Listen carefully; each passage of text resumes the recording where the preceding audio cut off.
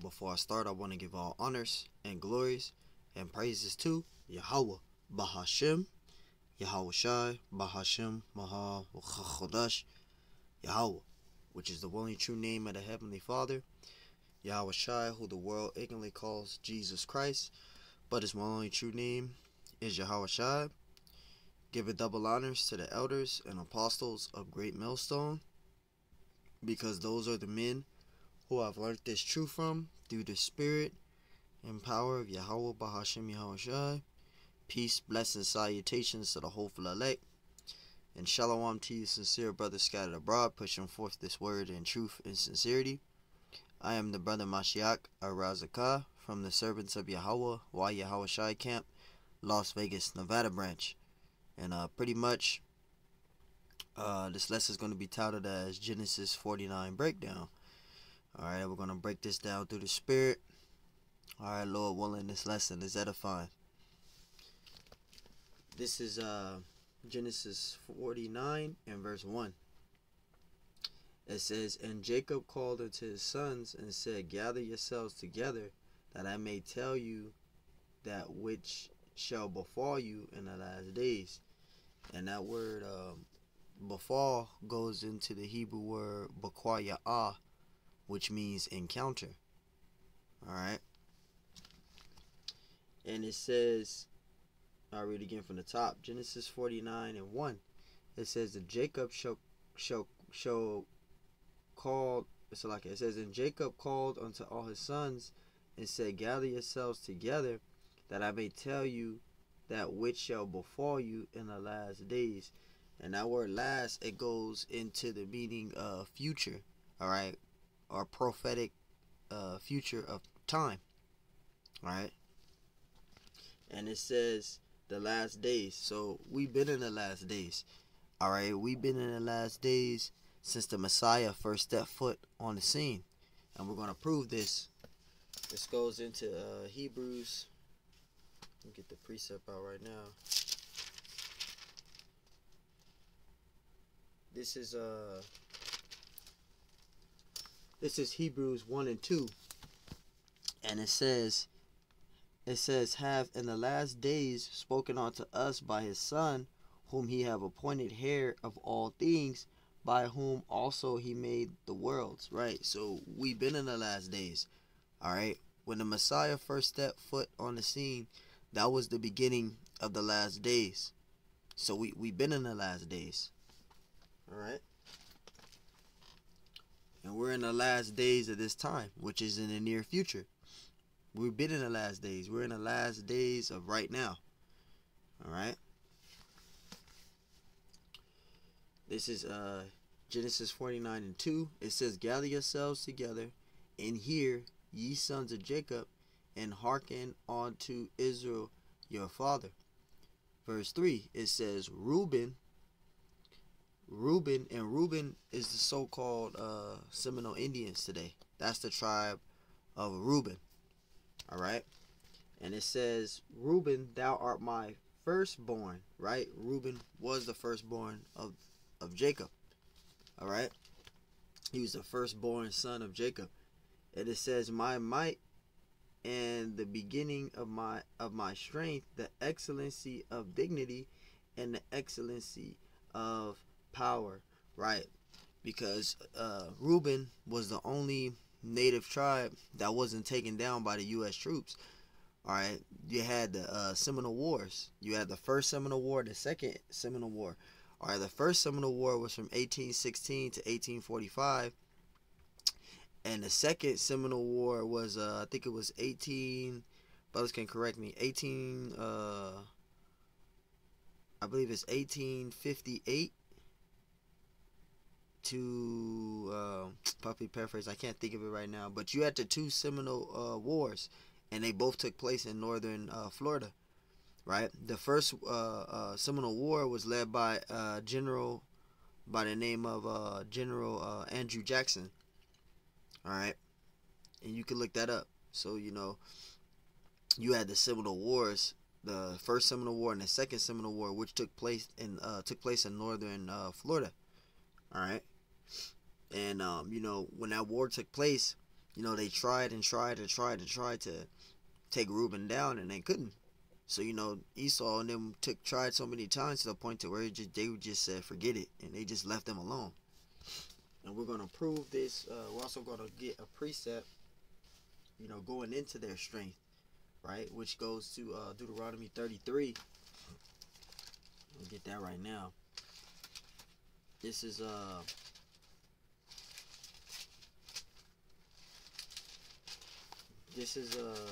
Deuteronomy. This is Deuteronomy chapter 33, and we're gonna start at actually we'll just go to the main point. This is Deuteronomy 33 and 6. It says, "Let Reuben live and not die, and let not his men be few." So again, Reuben, the tribe of Reuben, is the so-called Seminole Indians today, and they were the only Native American tribe that wasn't taken down by the troops. All right, they tried and tried and tried, and they couldn't do it. And plus it was in a swampy area, and and Esau and them, they didn't know the area that well, but the tribe of Reuben did. So pretty much the tribe of Reuben, which are the Seminole Indians, they dominated the wars. So Esau tried and tried and tried, and he couldn't. So that's who the tribe of Reuben is. Verse 4, it says, "Unstable as water." This is Genesis 49 and 4. Genesis chapter 49 and verse 4. It says, "Unstable as water, thou shalt not excel, because thou wentest up to thy father's bed, then defilest thou it when he went up to my couch." And pretty much, Reuben slept with his father's concubine. All right, he slept with his father's concubine, Jacob's concubine, her name was Bilhah. And Reuben, he lied with her, he slept with her, and he broke the commandment. So let's prove that. This is Genesis 35, and we're gonna read verse 22. This is Genesis 25 and verse 20. Genesis 35 and verse 22, and it says, "And it came to pass when Israel dwelt in that land that Reuben went and lied with Bilhah his father's concubine, and Israel heard it." It says, "Now the sons of Jacob were 12. So there you go, right there, man. Reuben slept with his father's concubine. He broke the commandment. So the tribe of Reuben is the so-called Seminole Indians today. That's the tribe of Reuben. This is Genesis 49 and verse 5. It says, "Shimeon and Levi are brethren," right? Shimeon and Levi are brethren. Shimeon is the so-called Dominicans today. That's the tribe of Shimeon, and Levi are the so-called Haitians today. That's the tribe of Levi. All right, and they both live right next to each other on the same island, and the island is called Hispaniola. All right, that's the island that the Haitians and the Dominicans live on. Which the Haitians are the tribe of Levi, and the Dominicans is the tribe of Shimeon. All right. So this tribe of Shimeon is the so-called Dominicans today, all right, and the tribe of Levi are the so-called Haitians today, all right. So they live right next door to each other on the same island. And it says, read it again. This is Genesis 49 and 5. It says, "Shimeon and Levi are brethren. Instruments of cruelty are in their habitations," right? And that cruelty is what? It goes into the hatred, man. All right, they don't like each other. All right, and just for some research, the Haitians, man, they go down in Suriname and kill the people in Suriname and cut their heads off, and then take their skulls and then sell it to the voodoo priests in Haiti. All right, them Haitians, they do a lot of cruelty. All right, and it says, "Oh my soul, come down." It says, this is Genesis 49 and 6. It says, "Oh my soul," it says, "come not thou into their secret." And going into the secret, that's their voodoo that they practice. All right, the Haitians, they practice a lot of voodoo. They do a lot of voodoo, witchcraft, voodoo. All right, that's that secret. And it says, "Unto their assembly," it says, "My honor be thou not united," because the so-called Dominicans and the tribe of the so-called Dominicans and the Haitians, they don't like each other. They don't get along. All right, so Shimeon and Levi are messed up. They're not united. They're against each other. All right, the Dominicans, they don't like the Haitians because they're darker than them. All right, so they're not united. They don't like each other. All right, they're all messed up right now. And it says, for in their anger, right? Because you know those Shimeon, the tribe of Shimeon, which are the Dominicans and Haitians, man, they have a very, very, very, very angry spirit. You make them angry, they'll jack your ass up, man. You know them them Dominicans and the tribe of the Levites or the Haitians. You know the Dominicans and Haitians, those are the wrong people you want to get angry. They'll fuck your ass up, man. All right, and we're going to use an example of their anger, right? We'll get that out right now in the scriptures through the Spirit. It says, for in their anger they slew a man, and in their self-will they dug down a wall. Right, because this is the man that they slew, and the wall that they digged down, that's going into their sister Dinah when she got raped by that Hamite, right? Which is in Genesis, I believe it's the, if it's not Genesis, it should be, yeah, it is Genesis. It's Genesis, I think that's the 34th chapter. Right? Let's get that out. Yep. Because their sister Dinah, she was raped by a Hamite, right? And the Hamite name was Shechem, and his father name was Hamor, right? So Shechem, he found Dinah, which was the daughter of Jacob, right? And he raped her. So as he raped her, and then he went to he went to Jacob, Salakia, and he asked him to have his daughter to wife. And Jacob told Shechem, which was the Hamite, the Shechem was the dude that raped Dinah, his daughter. He told them that they had to get circumcised. So we're going to get that proof. And then as they got circumcised and they were sore, Shimeon and Levi, they were still angry about this shit. And they went in there and they killed all the males in the village and took their children and their wives and took them women and took everything that was there. So they got upset about it, and we're gonna bring that out right now. This is Genesis 34 in verse 1. Genesis 34:1. It says, and Dinah, the daughter of Leah, which she bare. Let me read it from the top. So like I'm jumping the gun. Genesis 34 in verse 1. And Dinah, the daughter of Leah, which she bare unto Jacob, went out to see the daughters of the land. Right. So Dinah, she went out to see the daughters of the land. Verse 2, it says, and when Shechem, the son of Hamor, a Havite, right? And Shechem was a Hamite, all right? Shechem was the guy that raped Dinah. It says, prince of the country saw her. So he saw Dinah, right? He took her and lied with her and defiled her. So that defiling was the raping. He raped her, all right? He took Dinah and he raped her. Shechem did, who was a Hamite, right? Verse 3, and it says, and his soul cleaved unto Dinah, right, the daughter of Jacob, and he loved the damsel and spake kindly unto the damsel. Verse 4, it says, and Shechem spake unto his father Hamor, saying, get me this damsel to wife. And Jacob heard that he had defiled Dinah his daughter. He raped Dinah. All right, Shechem, who was a Hamite, he raped his daughter Dinah. Dinah was an Israelite, right? It says now his sons were with his cattle in the field, and Jacob held his peace until they were come.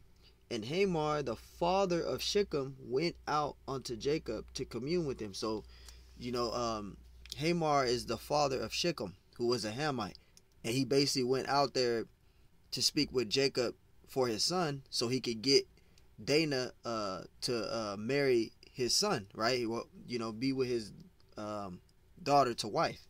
All right, that's what this is going into.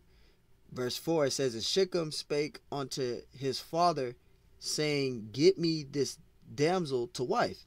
Verse 5, and Jacob heard that he had defiled Dinah his daughter. Now his sons were in his cattle in the field. This is verse 5. And Jacob held his peace until they were come. Verse 6. And Hamor, the father of Shechem, went out unto Jacob to commune with him. Verse 7. And the sons of Jacob came out of the field when they heard it, and the men were grieved, right? So the sons of Jacob, they were upset because their daughter got raped by a Hamite. I mean, their sister got raped. So like their sister got raped by a Hamite. So the sons of Jacob were upset because a Hamite raped their sister. But the ones that were upset the most out of the brothers was Shimeon and Levi. They were the ones that was the ones that were upset the most. They were the most ones that was upset about their sister getting raped. All right, they were upset the most. Verse 7, it says, the sons of Jacob came out to the field.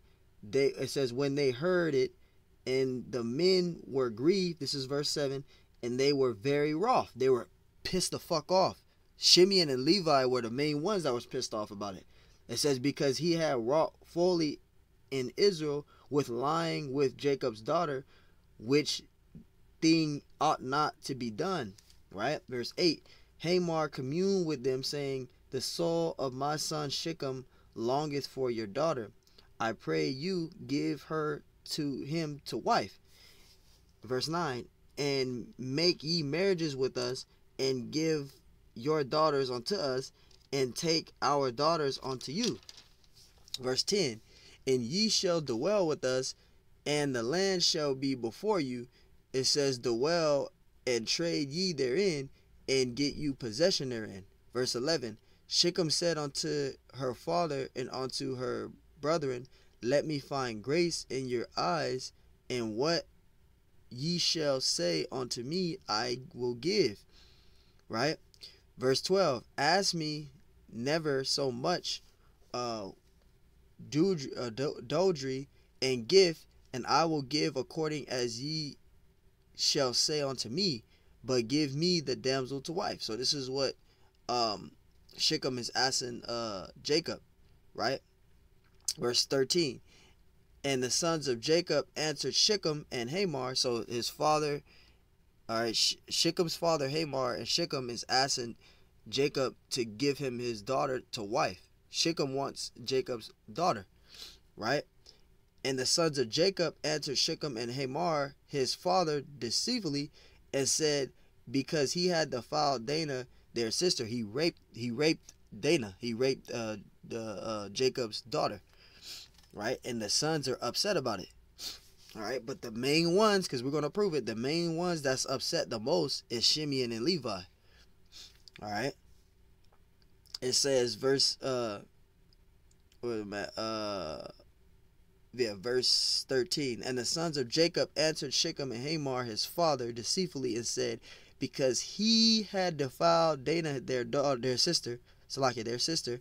Verse 14, and they said unto them, we cannot do this thing, to give our sister to one that is uncircumcised, right? Because meaning he wasn't an Israelite, he was a heathen, right?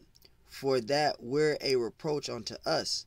Verse 15, but in this will we consent unto you, if ye will be as we be, that every male of you be circumcised. So Jacob told them Hamites that they had to get circumcised for his son to have Dinah. He had to be circumcised. All right.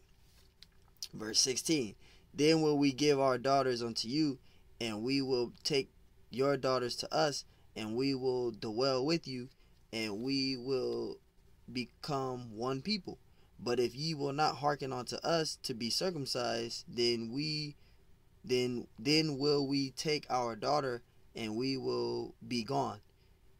And their words pleased Hamor and Shechem, Hamor's son. And the young man deferred not to do the thing, because he had delight in Jacob's daughter, and he was more honorable than all the houses of his father.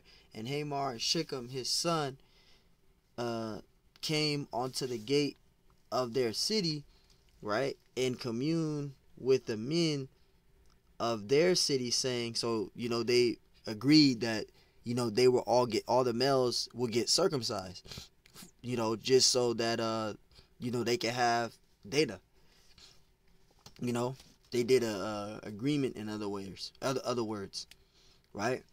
Verse 21, it says, these men are peaceable with us, therefore let them dwell in the land and trade therein. For the land, behold, it is large enough for them. Let us take their daughters to us for wives, and let us give them our daughters. Only herein will the men consent unto us, for to dwell with us, to be one people. If every male among us be circumcised as they are circumcised, right? Shall not their cattle and their substance and every beast of theirs be ours? Only let us consent unto them, and they will dwell with us. And unto Hamor and unto Shechem his son, hearken all that went out of the gate of his city. And every male was circumcised, right? All that went out of the gate of his city. So all the males of them Hamites, they got circumcised. All right. It says, verse 25, and it came to pass on the third day. So, this is the third day after their circumcision. They were sore, right, from getting the circumcision. It says, and it came to pass on the third day when they were sore, because they just got done doing the circumcision. They did an agreement with Jacob, that they would get circumcised. So this is on the third day, right? And it says, and when they were sore, this is Genesis 34 and verse 20 and verse 25. This is the 25th verse, Salakia. And it came to pass on the third day when they were sore, two of the sons of Jacob, Shimeon and Levi, Dinah's brethren, took each man his sword and came upon the city boldly and slew all the males, right? So Shimeon and Levi, they were still upset about it. They said, "Fuck it, this Hamite raped our sister." So they went into the village and they killed all the males of the Hamites. Killed all of them. All right. That's what they did. They went into the village and they killed all the males in the village. It says, and it came to pass on the third day when they were sore, the two of the sons of Jacob, Shimeon and Levi, Dinah's brethren, took each man his sword and came upon the city boldly and slew all the males. Verse 26, and they slew Hamor and Shechem his son with the edge of the sword. So he killed Hamor, the father of Shechem, who was a Hamite, and they killed Shechem. They killed both of them. They killed all the males in there, including them. Right? They killed Shechem because he raped their sister. So, them Dominicans and them Haitians, man, when they get angry, those are the wrong people you want to be fucking with. Right? In other words, it says, I say fucking with, piss off. You don't want to piss them off. Them Dominicans and Haitians is no joke, man. It says Shimeon and Levi, Dinah's brethren, took each man his sword and came upon the city boldly and slew all the males. Verse 26, and they slew Hamor and Shechem his son with the edge of the sword, and took Dinah out of Shechem's house and went out. It says the sons of Jacob came upon the slain and spoiled the city, because they had defiled their sisters. So Shimeon and Levi, all right, they got upset about their sister being raped. That shit made them so fucking pissed off. They was like, fuck this shit. We're gonna kill these people. So they went into the village and they killed all the males in the village. Killed all the males. All the Hamites got killed. They killed all the males, and they took their children and their wives. After they killed all the males in their city, they took their children and their wives as well. That's going to talk about it too. And it says, verse 27, it says the sons of Jacob came upon the slain and spoiled the city, because they had defiled their sister. Verse 28, they took their sheep. So they took their sheep after they killed all the males in the village. They took the sheep, they took the oxen, they took the asses, and that which was in the city, and that which was in the field.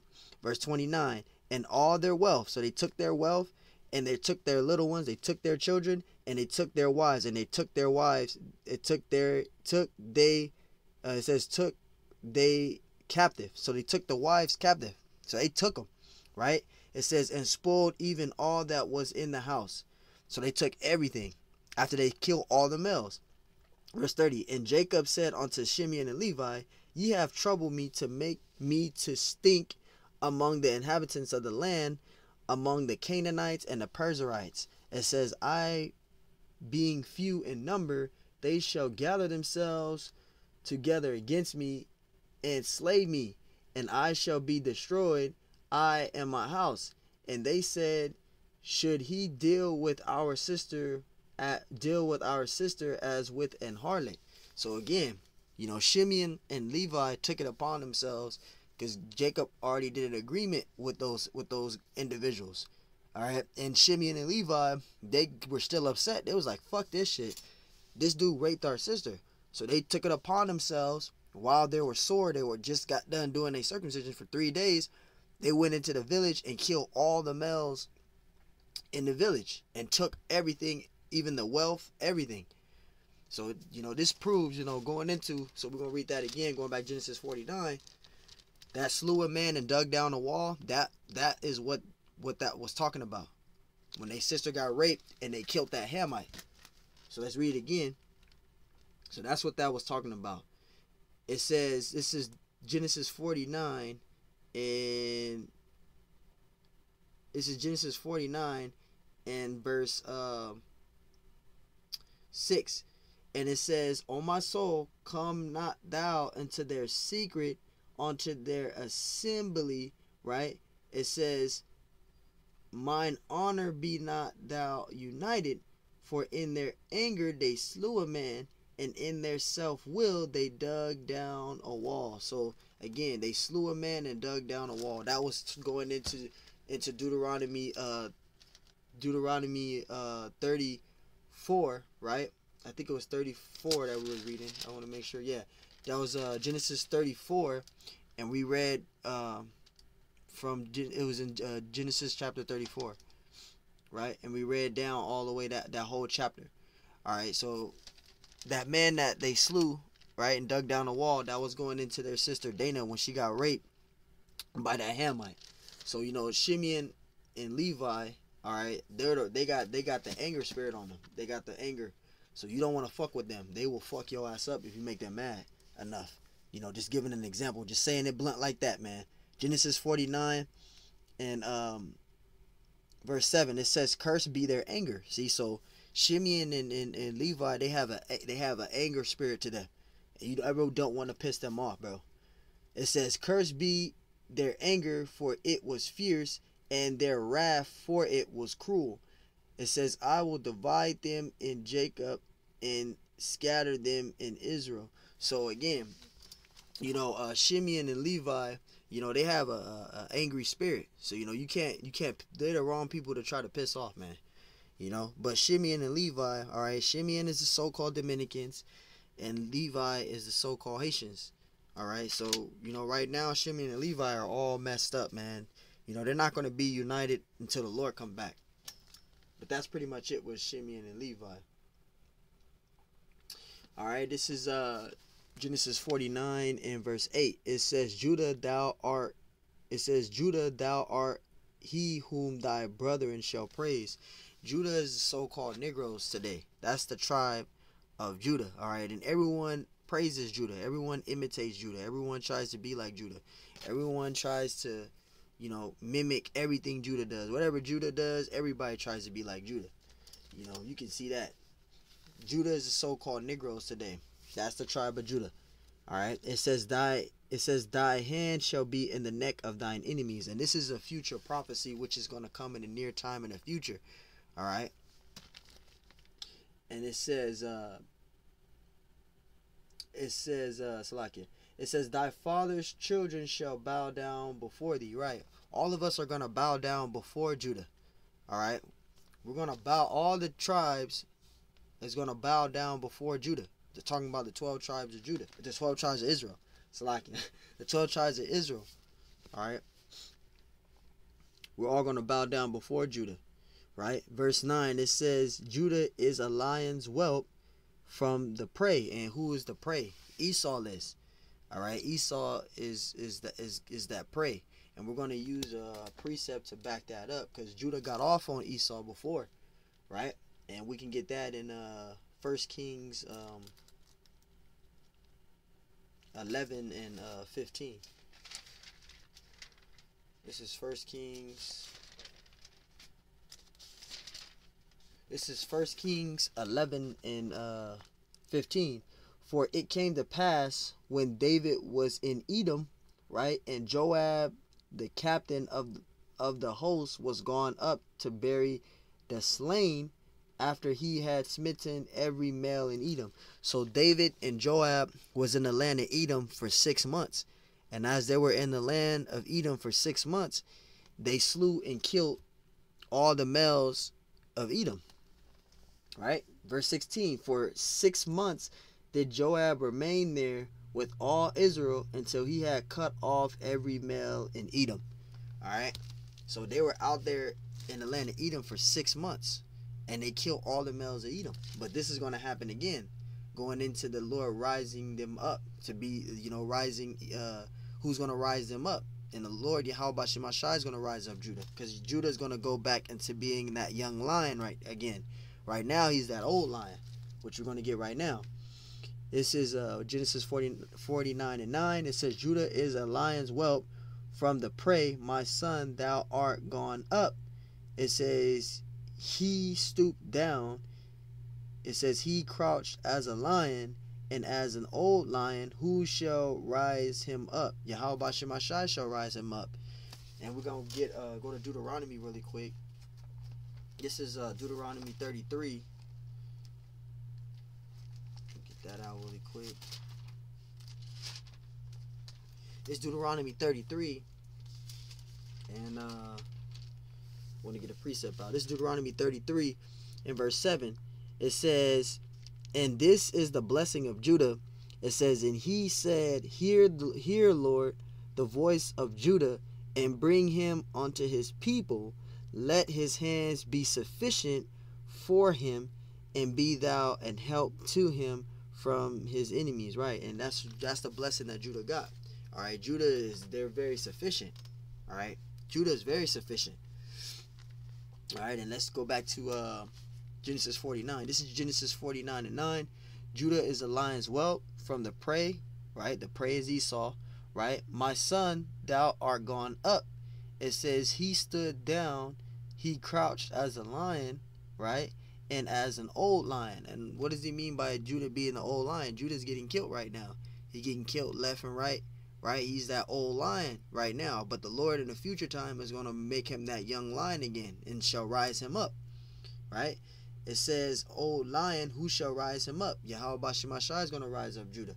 Right, and once Judah's rised up, then Ephraim's going to be rised up, and then all the other tribes are going to follow after Ephraim. They're going to rise up, and that's the Zechariah, I believe 9 and 13 too. Baba Kashar. Let me get that out. This is Zechariah 9 to prove what I'm saying. This is Zechariah 9 and 13. All right, Zechariah chapter 9 and verse 13. It says, when I had Salakia, and it says, when I have bent Judah for me, it says, filled the bowl with Ephraim, and rised up thy sons, O Zion, against thy sons, O Greece. It says, and made thee as the sword of a mighty man. Right, see? So once Judah rises up, then Ephraim's going to rise up. Once Ephraim rises up, then all the other tribes are going to follow, and they're going to rise up. All right? We seen that, for example, with the Rodney King riots in L.A., right? With the George Floyd thing, right? When Judah rose up, all the other tribes followed after.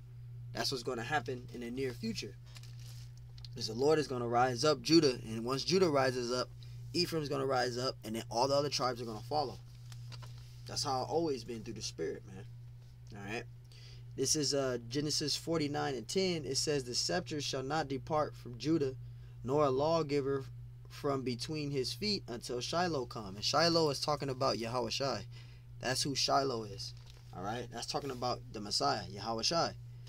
And it says, and unto him shall the gathering of the people be. So the 12 tribes of Israel are going to be gathered under Yahweh Shai. All right. That's where the gathering is going to be. Our people are going to be gathered under Yahweh Shai. All right. And it says, verse 11, this is Genesis 49 and 11, and it says, binding his fowl onto the vine, right, and his ass's colt onto the choice vine, he washes his garments in wine and his clothes in the blood of grapes. And this is a depiction given of the Messiah, description of the Messiah. This is talking about Yahushua. All right, and we can prove that going into Matthew Matthew 21. Let's get that really quick. This is Matthew 21, and we're going to read from verse 1 on down to 7. And this is Matthew 21 and verse 1. It says, and when they drew nigh unto Jerusalem and were come to Bethphage unto the Mount of Olives, then sent Yahushua 2 disciples. So the Messiah sent 2 disciples to the village, to the place called Bethphage. All right, and he sent them there to get a ass and a colt. And an ass is a donkey, and a colt is a baby donkey. Verse 2, it says, saying unto them, go into the village. See, the village of Bethphage, right? Saying unto them, go into the village over against you, and straightway ye shall find an ass, which is a donkey, tied, and a colt with her, which is a baby donkey, right? It says, loose them and bring them unto me. Verse 3, and if any man say aught unto you, ye say, the Lord have need of them, and straightway he will send them. Verse 4, all this was done, right? It says, all this was done that it might be fulfilled, which was spoken by the prophet, saying. And where it says it is spoken by the prophet saying, it was talking about Zechariah the prophet. All right, this was a prophecy spoken by Zechariah the prophet. When you read Matthew 21 in verse 4, all right, that's going into Zechariah the prophet. All right, when he prophesied this. So let's read it again. All right. And we can read that again though. It says Matthew 21 and 4. It says, all this was done that it might be fulfilled, which was spoken by the prophet, saying, right? And that prophet was talking about Zechariah the prophet, because he prophesied the same thing about the Messiah, right? And it says, tell ye the daughter of Zion, behold, the king cometh unto thee, meek and sitting upon an ass, and a colt, the foal of an ass. Verse 6, and the disciples went and did as Yahushua commanded them. Verse 7, and brought the ass and the colt and put on them their clothes, right? And it's like their clothes, and they set him thereon. See, so this was a prophecy given by Zechariah the prophet. When you go into I can't think of the precept off the top of the head. I'll probably add it after this. Add a little part 2 to add to Matthew 21. Proving that this was prophesied by Zechariah the prophet, because I have the precept, but I can't think about it right now. I can't come to mind right now. Damn, I wish I could think of it. Thinking a bit. Salakia, y'all. Shoot, I'm thinking about it right now, because I always want to get it out. But I'll look through the spirit. I'll add a part 2 to this to prove that. All right, because it was mentioned by Zechariah the prophet, the same thing. So when you read Matthew 49 and 11, it says binding his fowl onto the vine, and his ass's colt onto the choice vine. It says he washed his garments in wine and his clothes in blood of grapes. This is talking about the Messiah, which we just got out. We went to Matthew 21 verse 1 and read down to 7. All right, that's who that's talking about. Talking about Yahushua. It says, and his eyes were red with wine. The Messiah's eyes was red with wine because he drank a lot of wine. He was an alcoholic. He was a wine bibber. If you look up what a wine bibber is, the word wine bibber, it'll tell you what a wine bibber is. The Messiah drank a lot of wine. He was a wine bibber. He drank a lot of wine. That's why his eyes was red. All right. It says, and his feet white with milk. And the feet white with milk is talking about the word. All right, you got people that will read his teeth being white with milk and thinking that it's talking about his teeth actually being white, but that's not what it's talking about. It's talking about the word. And let's prove that really quick. This goes into 1 Peter. This is 1 Peter 2 and verse 2. It says, as newborn babes desire the sincere milk of the word, that ye may grow thereby. See, so it's talking about the word. All right. His teeth being white with milk, that's talking about the sincere milk of the word. It's talking about the word. That's what that's talking about. That's talking about the word. That's not talking about his teeth actually being white. All right. And it says,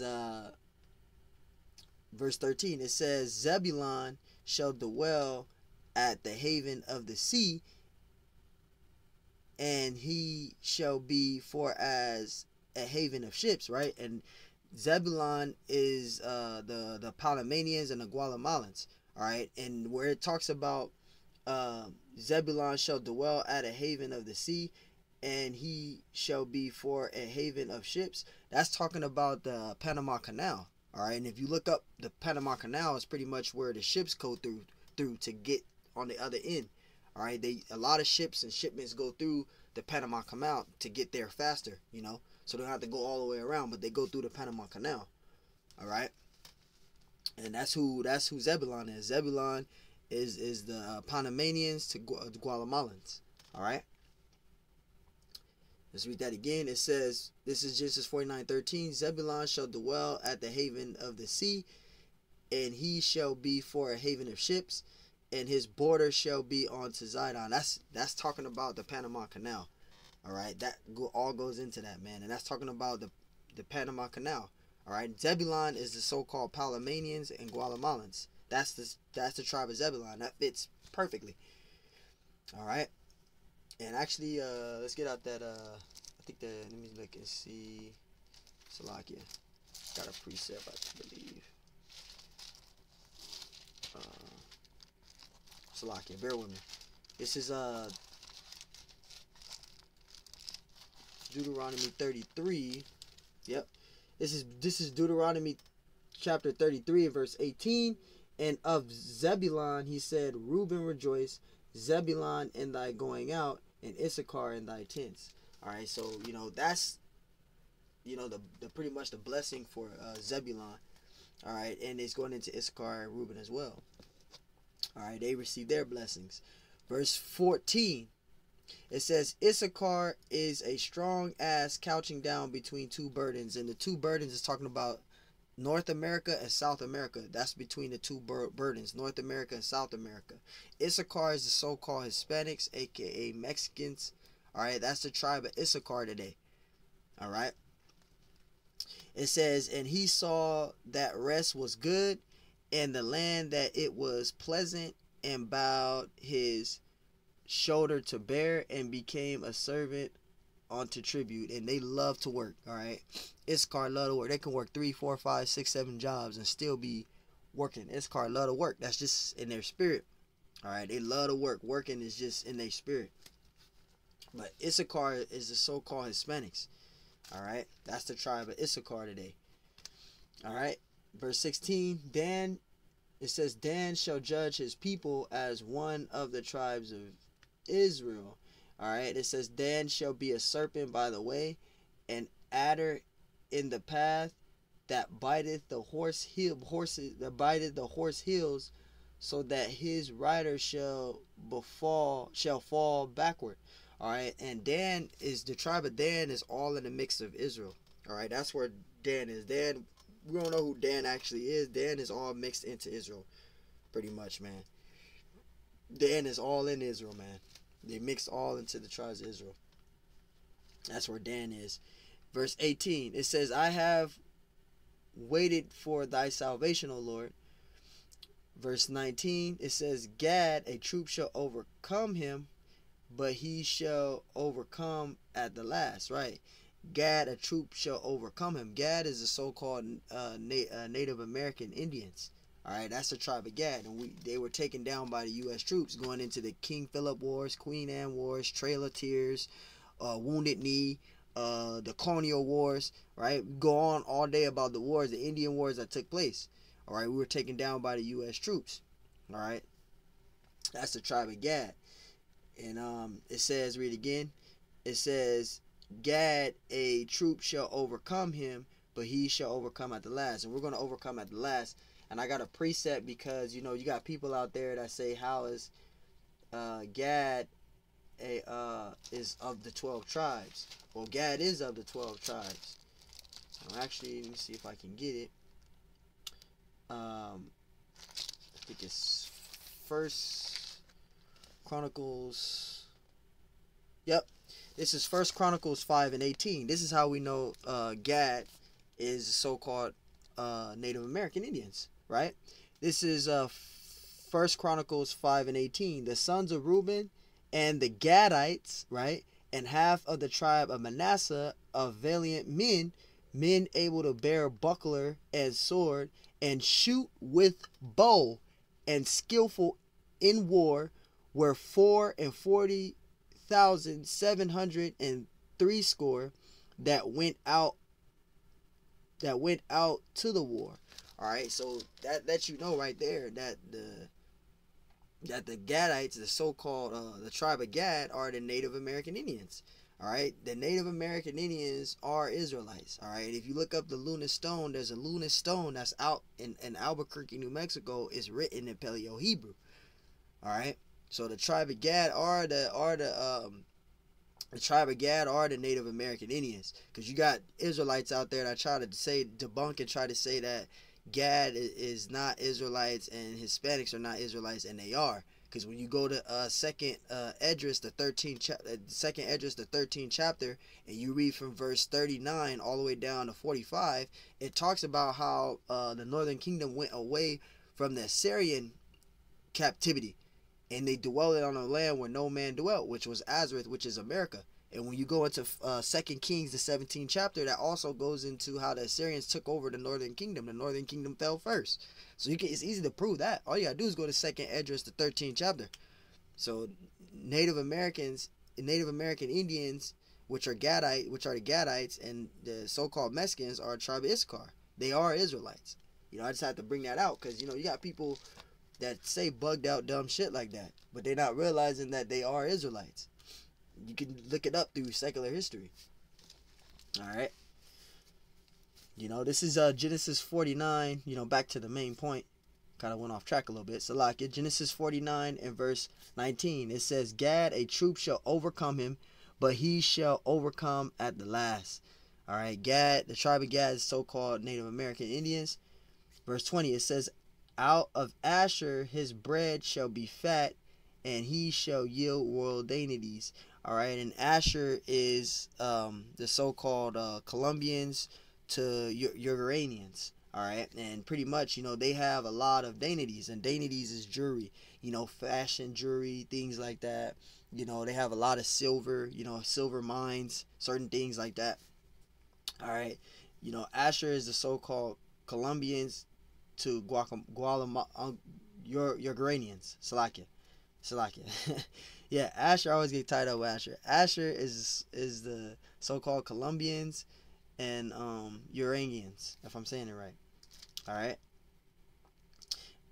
It says, verse 21, it says, Naphtali is a hind let loose, right? It says, he giveth goodly words. And Naphtali, all right, that's the Argentinians and Chile.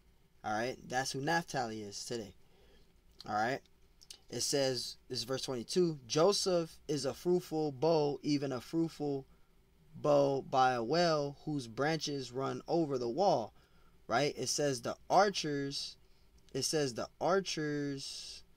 verse 23, the archers have sorely grieved him and shot at him and hated him. Verse 24, but his bow abode in strength, right? And the arms of his hands were made strong by the hands of the mighty. It says the power of Jacob, from thence is the shepherd and stone of Israel.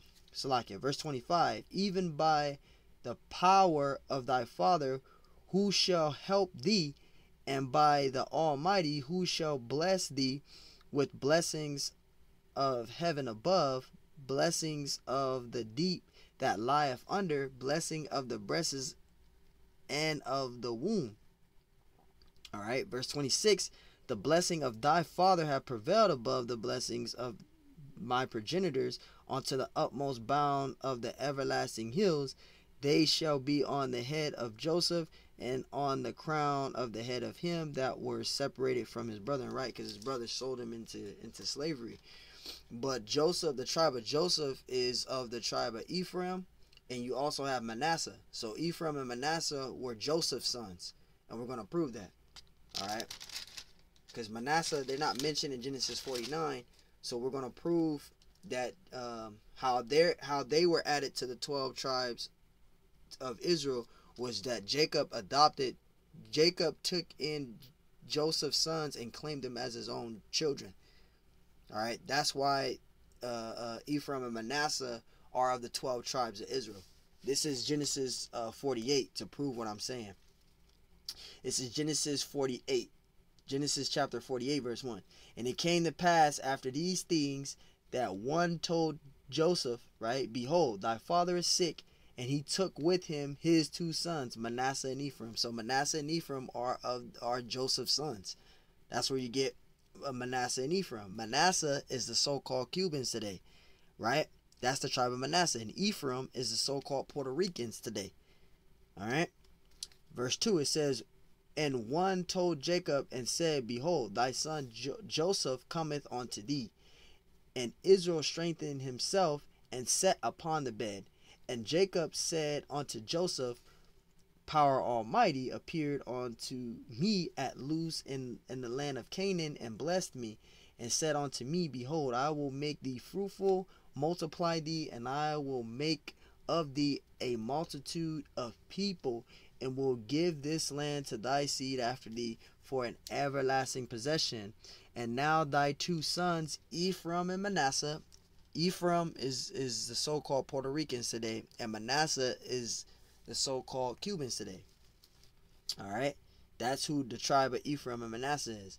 And now thy 2 sons, Ephraim and Manasseh, which were born unto thee in the land of Egypt, before I came unto thee into Egypt, are mine. So he claimed Ephraim and Manasseh as his own children. He claimed them as his own children. All right, he took Joseph's sons and claimed them as his own. So they make up the 12 tribes. It says, verse 5, and now thy 2 sons, Ephraim and Manasseh, were born unto thee in the land of Egypt, before I came unto thee into Egypt, are mine. As Reuben and Manasseh, they shall be mine. See, so he took in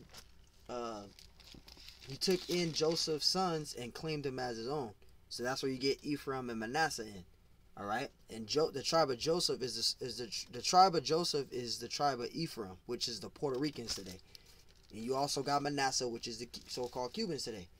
They both come from the Joseph. They were his sons. All right. It says Benjamin, verse 27. Benjamin shall raven as a wolf.